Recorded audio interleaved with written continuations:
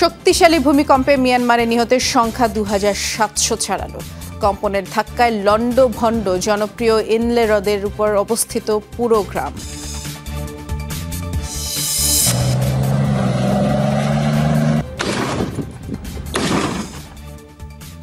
গাজা স্থল অভিযানের ভয়াবহ ভিডিও প্রকাশ করল আইডিএফ। ঈদেও চলছে ইসরায়েলি তাণ্ডব, নিহত ৮০ ফিলিস্তিনি।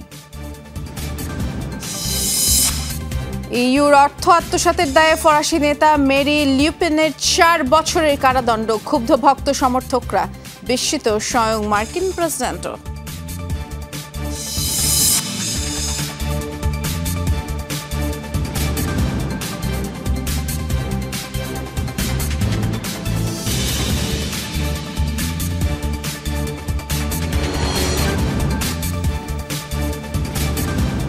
শিরোনামগুলো শুনছিলেন, নুসরাত বৃষ্টির সাথে আছে। মিয়ানমারে ভূমিকম্পে নিহতের সংখ্যা ২৭০০ ছাড়ালো। আহত ৪৫০০-এর বেশি মানুষ। কয়েক দশকের মধ্যে সবচেয়ে শক্তিশালী ভূমিকম্পে প্রাণহানি, ক্ষয়ক্ষতির তথ্য হালনাগাদ করে মঙ্গলবার এমনটা জানিয়েছে জান্তা সরকার। এখনও নিখোঁজ কমপক্ষে ৪৪১ জন। দুর্ঘটনার ৩ দিন পার হয়ে গেলেও ধারণা করা হচ্ছে অনেকেই ধ্বংসস্তূপের নিচে চাপা পড়ে আছেন। মার্কিন ভূতাত্ত্বিক জরিপ সংস্থা ইউএসজিএস-এর সংখ্যা প্রাণহানি ১০,০০০ ছাড়াতে পারে। এদিকে ব্যাপক প্রাণহানির ঘটনায় ১ সপ্তাহের রাষ্ট্রীয় শোক ঘোষণা করেছে জান্তা সরকার। গেল শুক্রবার ৭.৭ মাত্রার শক্তিশালী ভূমিকম্প আঘাত হানে মিয়ানমারের দ্বিতীয় বৃহত্তম শহর মান্দালয়ে, যা অনুভূত হয় দক্ষিণ পূর্ব এশিয়ার অন্তত ৭টি দেশে।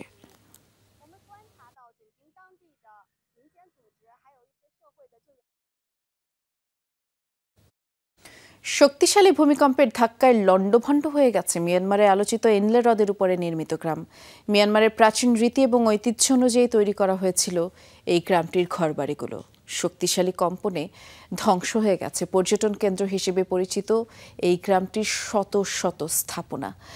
এদিকে সময় যতই গড়াচ্ছে, ধ্বংসস্তূপের নিচে আটকে পড়াদের জীবিত উদ্ধারের আশা ততই কমছে। মিয়ানমারে কতটা শক্তি নিয়ে আঘাত হেনেছিল ভূমিকম্প, এই দৃশ্যই তা বলে দেয়। দেখে বোঝার উপায় নেই, এটি মিয়ানমারের জনপ্রিয় পর্যটন কেন্দ্র ইনলে হ্রদ। শান প্রদেশের এই হ্রদটি মনোরম পরিবেশ আর নয়নাভিরাম দৃশ্যের কারণে আলোচিত। হ্রদের উপরই গড়ে ওঠে মিয়ানমারের প্রাচীন রীতিতে গ্রাম। সেটিকে ঘিরেই তৈরি হয়েছিল পর্যটন কেন্দ্র। ভূমিকম্পে পুরোপুরি ধ্বংস হয়ে গেছে পর্যটন কেন্দ্রটি। এদিকে সময় যতই গড়াচ্ছে, কমছে ধ্বংসস্তূপের নিচে চাপা পড়াদের জীবিত উদ্ধারের সম্ভাবনা। তাই প্রাণপণ চেষ্টা চলছে উদ্ধারকারীদের। শহরাঞ্চলে উদ্ধার অভিযান চললেও ভিন্ন চিত্র দুর্গম এলাকাগুলোয়। এখনও সহায়তা পৌঁছায়নি বহু এলাকায়। এ অবস্থায় মিয়ানমারকে সহায়তার প্রক্রিয়া শুরু করেছে যুক্তরাষ্ট্র। পাঠানো হচ্ছে খাবার এবং ওষুধ। আমরা মিয়ানমার সরকারের পক্ষ থেকে সহায়তার বিষয়ে আনুষ্ঠানিক আবেদন পেয়েছি। এরপরই সহায়তা পাঠানোর প্রক্রিয়া শুরু হয়েছে। মূলত স্থানীয় বাসিন্দাদের খাদ্য, ওষুধ এবং জরুরি ত্রাণ পাঠানো হচ্ছে। এমন পরিস্থিতিতে মিয়ানমারের জন্য জরুরি ভিত্তিতে $৮০ লাখ তহবিল সহায়তা চেয়েছে জাতিসংঘ। মীর মুশফিকা হাসান, যমুনা নিউজ। গাজা ঈদের দ্বিতীয় দিনেও ইসরায়েলি হামলায় প্রাণ হারিয়েছেন কমপক্ষে ৩৪ ফিলিস্তিনি। এদের মধ্যে ১২ জন একই পরিবারের সদস্য। উপত্যকায় গাজা সিটির একটি আবাসিক এলাকায় বিমান হামলায় তাদের প্রাণ যায়। ঈদ উপলক্ষে সবাই একসাথে অবস্থান করছিলেন তারা। এই ভয়াবহ হামলার মাঝেই নতুন করে উপত্যকার দক্ষিণাঞ্চলীয় বেশ কিছু স্থান খালি করার নির্দেশনা দিয়েছে তেল আবিব। এর ফলস্বরূপ আরও একবার রাফার পথে হাজার হাজার ফিলিস্তিনি। এদিকে জরুরি ত্রাণ সরবরাহ বন্ধ থাকায় গাজার হাসপাতালগুলোতে ওষুধ স্বল্পতা দেখা দিয়েছে। যুদ্ধবিরতি ভেঙে লাগাতার ১৫ দিনের মতো চলছে ইসরায়েলি আগ্রাসন। প্রায় ১.৫ বছর ধরে চলমান এই নৃশংসতায় প্রাণ গেছে ৫০,০০০-এরও বেশি ফিলিস্তিনির।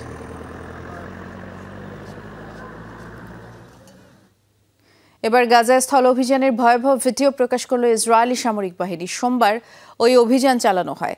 ট্যাঙ্ক এবং সাজোয়া যান নিয়ে গাজার উত্তরাঞ্চলে এই তাণ্ডব চালায় ইসরায়েলি বাহিনী। ভিডিওতে দেখা যায় ট্যাঙ্ক থেকে একের পর এক গোলা ছুঁড়ছে আইটিএফ। পাশাপাশি ভারী মেশিনগান থেকে নির্বিচারে গুলি চলছে। পদাতিক সেনারা প্রতিটি সড়কে তল্লাশি চালিয়ে গুলি করে হত্যা করে ফিলিস্তিনিদের। তেল আবিব বলছে হামলায় ৫০ জন নিহত হয়েছে। গাজা থেকে আবারও ইসরায়েলি ভূখণ্ড লক্ষ্য করে রকেট হামলা চালানো হয়েছে। মঙ্গলবার দুটি রকেট ছোঁড়া হয়। ইসরায়েলের সামরিক বাহিনী জানিয়েছে, দেশটির ভূখণ্ডে প্রবেশের পর আকাশ প্রতিরক্ষা ব্যবস্থা ব্যবহার করে দুটি রকেটই ভূপাতিত করা হয়েছে। তবে এখনও হামলার দায় কেউ স্বীকার করেনি। যুদ্ধবিরতি চুক্তি ভেঙে উপত্যকায় ইসরায়েল পুনরায় হামলা শুরু করার পর কয়েক দফায় গাজা থেকে রকেট ছোঁড়া হয়েছে। হামাস ছাড়াও রকেট হামলা চালাচ্ছে ইসলামিক জিহাদ। তবে এসব হামলায় এখনো কোনো হতাহতের খবর পাওয়া যায়নি।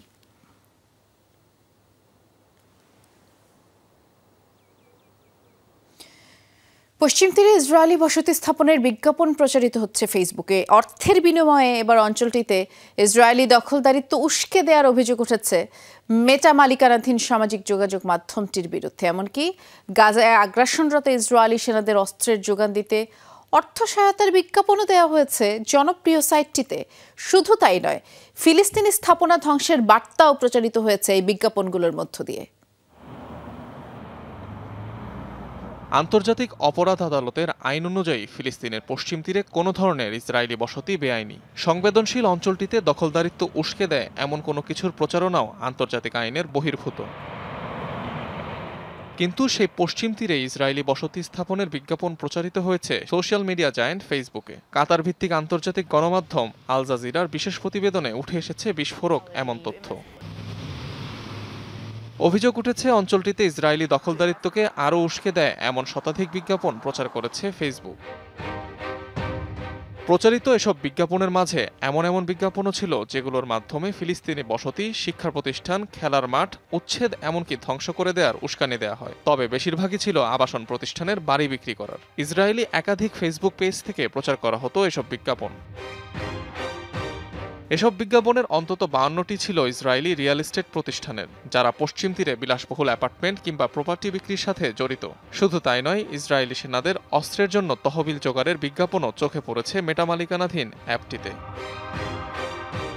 তবে আন্তর্জাতিক আইন অমান্য করে ফেসবুকে এমন বিজ্ঞাপন প্রচার হওয়ায় দেখা দিয়েছে উদ্বেগ। এমন কন্টেন্টের জেরে পশ্চিম তীরে উগ্রপন্থা ছড়ানোর শঙ্কা বিশ্লেষকদের। ফেসবুক অপরাধমূলক কর্মকাণ্ড থেকে অর্থ উপার্জন করছে। থার্ড পার্টিকে বিজ্ঞাপন প্রচারে অনুমতি দিয়ে তারা অপরাধের সাথে জড়িত হয়ে পড়ছে। এই বিজ্ঞাপনগুলোর মাধ্যমে সবকিছুর বৈধতা দেওয়া হচ্ছে, সবকিছুকেই স্বাভাবিক দেখানো হচ্ছে। কিন্তু আইসিজের সংবিধি অনুসারে এসবই গুরুতর অপরাধ। নিয়ম অনুযায়ী ফেসবুকে প্রচারিত যে কোনো ধরনের বিজ্ঞাপন প্রথমে মেটার পর্যালোচনা করার কথা। তবে আল জাজিরার উত্থাপন করা এসব অভিযোগ স্বীকার করেছে ফেসবুক কর্তৃপক্ষ। সরিয়ে ফেলা হয়েছে বেশ কিছু বিজ্ঞাপন। অনিক রহমান, যমুনা নিউজ। আবারও লেবাননের রাজধানী বৈরুতে হামলা চালিয়েছে ইসরায়েল। মঙ্গলবার ভোরে চালানো হামলায় কমপক্ষে 4 জনের প্রাণ গেছে। এই ঘটনায় আরও 7 জন আহত হয়েছে। হামলায় একটি বহুতল ভবন ক্ষতিগ্রস্ত হয়েছে। এক বিবৃতিতে ইসরায়েল দাবি করেছে, হামাসকে সহায়তা ও নির্দেশনা দিচ্ছে হিজবুল্লাহ, যার জেরেই অভিযান চালানো হয়েছে। হামলার নিন্দা জানিয়েছে লেবানন সরকার। নভেম্বরে হিজবুল্লাহ ইসরায়েলের মধ্যে যুদ্ধবিরতি চুক্তি হয়েছে। তবে গত কয়েকদিন ধরে এই চুক্তির শর্ত ভেঙে লেবাননের হামলা চালাচ্ছে তেল আবিবের সেনারা। চুক্তির পর রাজধানী বৈরুতে এটি দ্বিতীয় দফার হামলার ঘটনা।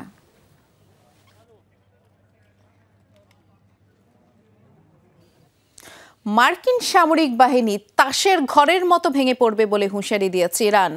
দেশটির রেভলিউশনারি গার্ড বাহিনীর অ্যারোস্পেস ডিভিশনের কমান্ডার আমির আলী এই হুঁশিয়ারি দিয়ে বলেছেন, ইরানের খুব কাছেই মার্কিন সেনারা অবস্থান করছে, তাই যুক্তরাষ্ট্রই সবচেয়ে বড় ঝুঁকিতে রয়েছে। ইরানের কাছে যুক্তরাষ্ট্রের অন্তত 10টি সামরিক ঘাঁটি রয়েছে, যেখানে রয়েছে 50,000-এর বেশি মার্কিন সেনা। যুক্তরাষ্ট্র তাসের ঘরের ভেতরে বসে রয়েছে, আর তাসের ঘরের ভেতরে বসে আর একজনকে ঢিল ছেড়া উচিত নয়। তবে কি রাজনৈতিক ক্যারিয়ারের ইতি টানতে হচ্ছে ফ্রান্সের কট্টর ডানপন্থী নেতা মেরি লিউপেনকে? ইউরোপীয় ইউনিয়নের অর্থ আত্মসাতের দায়ে বিরোধী দলীয় নেতার 4 বছরের কারাদণ্ড হয়েছে। 5 বছর কোনো ধরনের নির্বাচনে অংশ নিতে পারবেন না লিউপেন। রায় ক্ষুব্ধ ভক্ত সমর্থকরা, বিস্মিত স্বয়ং মার্কিন প্রেসিডেন্টও। ম্যাক্রো প্রতিদ্বন্দ্বী মেরি লিউপেন পরবর্তী জীবনে আর রাজনীতিতে ফিরতে পারবেন কিনা তা নিয়েও ধোঁয়াশা তৈরি হয়েছে।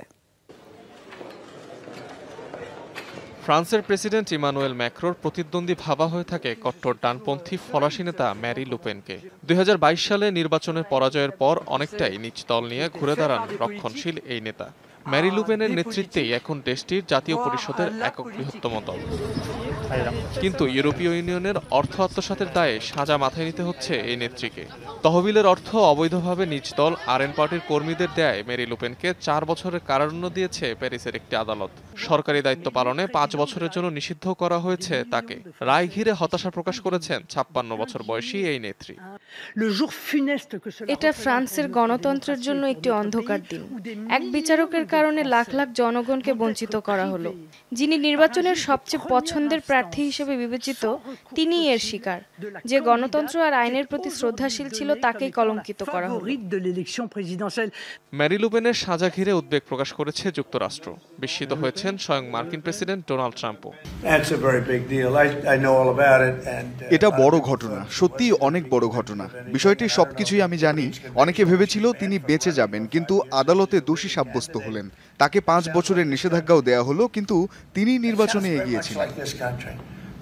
রায় ঘিরে ক্ষোভ প্রকাশ করেছে সহযোগী এবং ভক্ত সমর্থকরাও। রায়ে বলা হয়, ইউরোপীয় ইউনিয়নের বরাদ্দকৃত 40 লাখেরও বেশি ইউরো আরএন পার্টির কর্মীদের মাঝে বিতরণ করেন মেরি লুপেন। রায়ের বিরোধিতা করে প্রতিবাদ জানিয়েছেন ইলন মাস্ক, ট্রাম্প জুনিয়র সহ বহু ইউরোপীয় নেতা।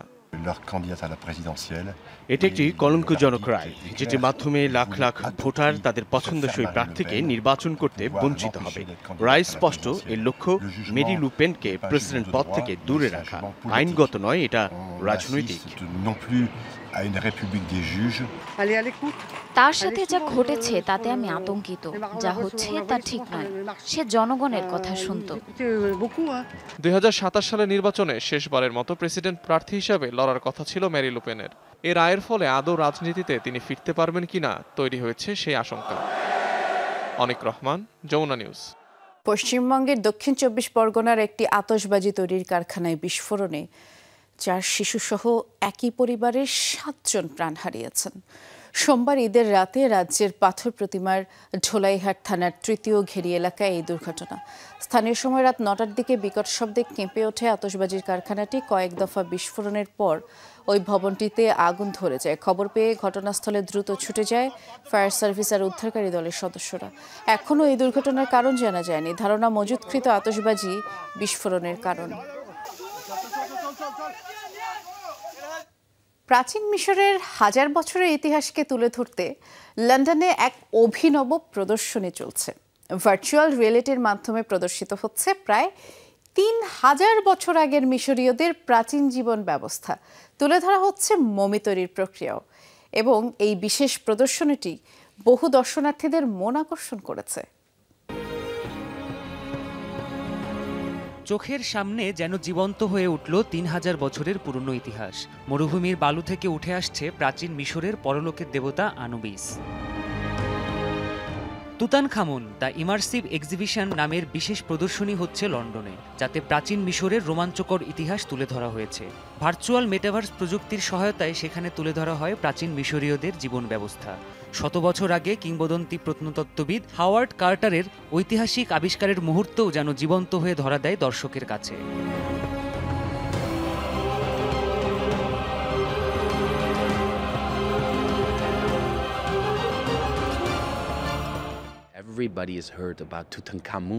তুতানখামুন সম্পর্কে সবাই শুনেছে, কিন্তু তার সমাধি আবিষ্কারের প্রকৃত ইতিহাস খুব কম মানুষই জানে। আমাদের প্রদর্শনী সেই ইতিহাসকে আধুনিক প্রযুক্তির মাধ্যমে জীবন্ত করে তুলেছে।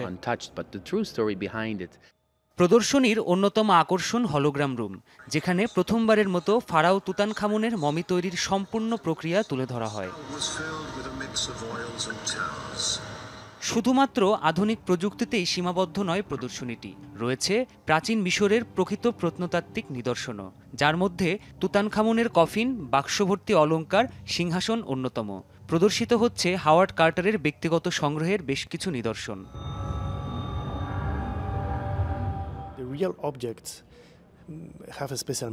মূল নিদর্শনগুলোর কোনো তুলনা হয় না।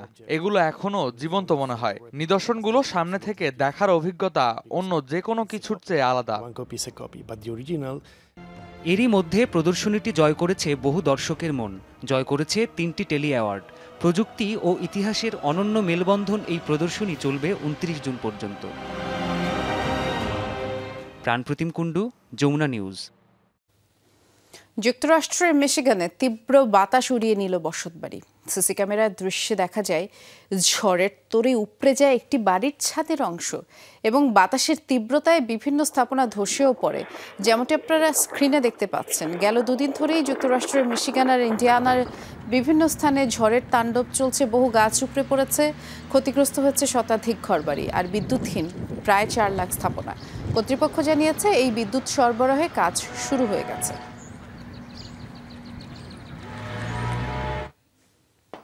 এই ছিল যেমন আইডেস্কে, সাথে থাকার জন্য সবাইকে ধন্যবাদ।